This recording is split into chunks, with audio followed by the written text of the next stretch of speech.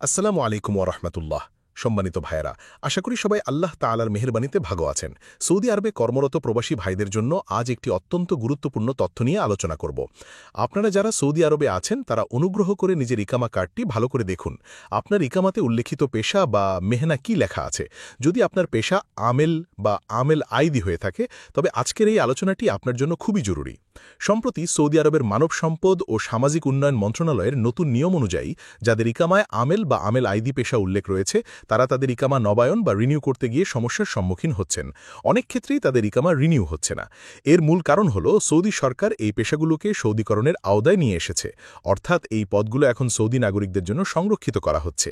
এই সিদ্ধান্তের ফলে প্রবাসী কর্মীদের জন্য নতুন করে আমেল বা আমেল আইদি ভিসাও আর ইস্যু করা হচ্ছে না।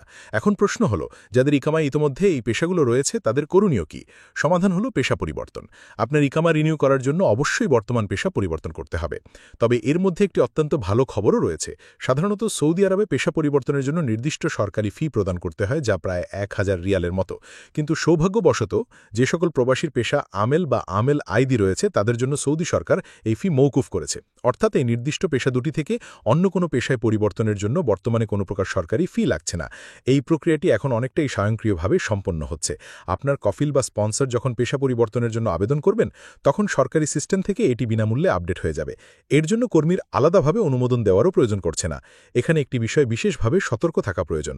যেহেতু বিষয়টি নতুন এবং অনেকেই এ সম্পর্কে অবগত নন, তাই কিছু অসাধু কফিল বা স্পন্সর এই সুযোগে আপনার কাছে পেশা পরিবর্তনের কথা বলে 1000 রিয়াল দাবি করতে পারে। মনে রাখবেন, এই প্রক্রিয়াটি সরকার বিনামূল্যে করে দিয়েছে, তাই এর জন্য কাউকে কোনো টাকা দেওয়ার প্রয়োজন নেই। যদি আপনার কফিল এমন কোনো অর্থ দাবি করে, তবে আপনি তাকে সরকারি এই নতুন নিয়ম সম্পর্কে অবহিত করতে পারেন। সুতরাং সারসংক্ষেপ হল: 1. আমেল এবং আমেল আইদি পেশার প্রবাসীদের ইকামা নবায়ন সাময়িকভাবে বন্ধ আছে। 2. ইকামা রিনিউ করার জন্য অবশ্যই পেশা পরিবর্তন করতে হবে। 3. এই পেশা পরিবর্তনের জন্য বর্তমানে কোনো সরকারি ফি বা টাকা লাগছে না। 4. পেশা পরিবর্তনের নামে কেউ টাকা দাবি করলে তা দেওয়া থেকে বিরত থাকুন।